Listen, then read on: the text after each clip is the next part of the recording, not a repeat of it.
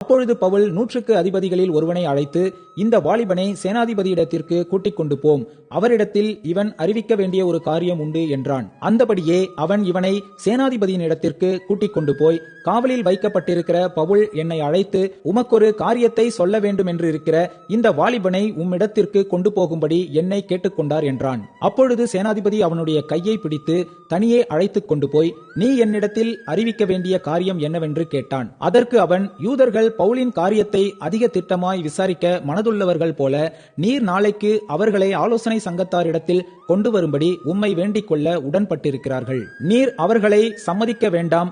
அவர்களில் 40 பேருக்கு அதிகமானவர்கள் அவனை கொலை செய்யும் அளவும் தாங்கள் புசிப்பதும் இல்லை குடிப்பதும் இல்லை என்று சபதம் பண்ணிக்கொண்டு அவனுக்கு பதிவிருந்து உம்முடைய உத்தரவுக்காக இப்பொழுது காத்துக்கொண்டு ஆயத்தமாயிருக்கிறார்கள் என்றான். அப்பொழுது சேனாதிபதி, நீ இவைகளை எனக்கு அறிவித்ததாக ஒருவருக்கும் சொல்லாதே என்று கட்டளையிட்டு வாலிபனை அனுப்பிவிட்டான். பின்பு அவன் 100க்கு அதிபதிகளில் 2 பேரை அழைத்து செசரியா பட்டணத்திற்கு போகும்படி 200 காலாட்களையும் 70 குதிரை வீரரையும் 200 ஈட்டிக்காரரையும் ராத்திரியிலே 3ஆம் மணி வேளையிலே ஆயத்தம் பண்ணுங்கள் என்றும், பவுலை ஏற்றி தேசாதிபதியாகிய பேலிக்ஸின் இடத்திற்கு பத்திரமாய் கொண்டு போகும்படிக்கு குதிரைகளை ஆயத்தப்படுத்துங்கள் என்றும் சொன்னதுமன்றி ஒரு நிருபத்தையும் எழுதினான்.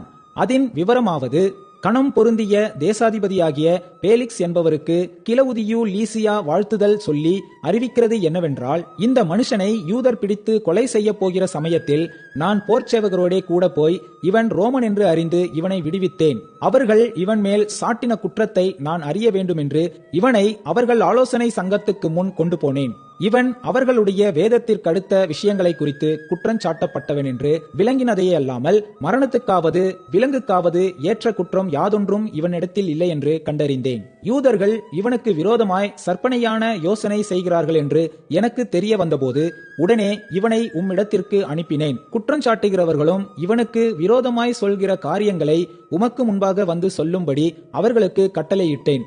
சுகமாயிருப்பீராக என்று எழுதினான். போர்ச்சேவகர் தங்களுக்கு கட்டளையிட்டபடியே பவுலை கூட்டிக் கொண்டு ராத்திரியிலே அந்திபத்திரி ஊருக்கு போய் மறுநாளில் குதிரை வீரரை அவனுடனே கூட போகும்படி அனுப்பிவிட்டு தாங்கள் கோட்டைக்கு திரும்பினார்கள். அவர்கள் செசரியா பட்டணத்தில் சேர்ந்து நிருபத்தை தேசாதிபதியின் இடத்தில் கொடுத்து பவுலையும் அவன் முன்பாக நிறுத்தினார்கள். தேசாதிபதி அதை வாசித்து எந்த நாடென்று கேட்டு சிலிசியா நாடென்று அறிந்தபோது, உன்மேல் குற்றஞ்சாட்டுகிறவர்களும் வந்திருக்கும் போது உன் காரியத்தை திட்டமாய் கேட்பேன் என்று சொல்லி ஏரோதின் அரண்மனையிலே அவனை காவல் பண்ணும்படி கட்டளையிட்டான்.